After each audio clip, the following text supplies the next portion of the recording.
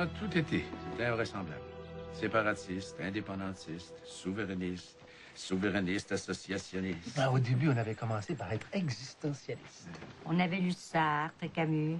Après ça, on a lu Frantz Fanon, puis on est devenu anticolonialiste. Après ça, on a lu Marcuse, on est devenu marxiste. Marxiste-léniniste. Trotskiste. Maoïste. Après ça, on a lu Solzhenitsyn, alors on a changé d'idée, on est devenu structuraliste. Situationniste.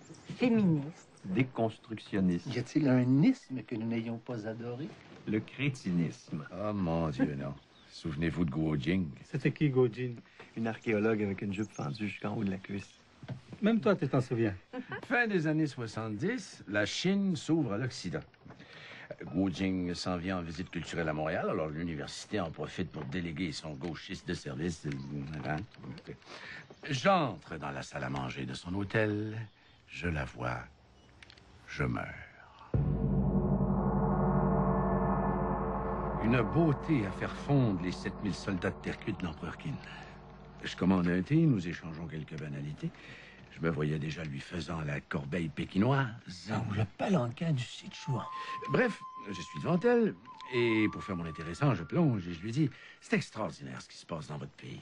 Si vous saviez comment on vous envie, votre révolution culturelle est formidable.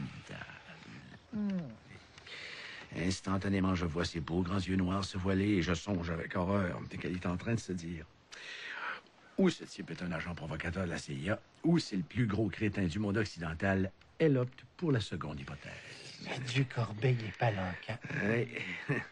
Elle avait vidangé du purin de porc pendant 2 ans dans une ferme de rééducation par le travail. Son père avait été assassiné, sa mère s'était suicidée. Et voilà qu'un gros épais de Canadien français, parce qu'il avait vu les films de Jean-Luc Godard et lu Philippe Solers, trouvait que la révolution culturelle chinoise était formidable. Et dans le crétinisme, mon vieux, on ne peut pas descendre plus bas.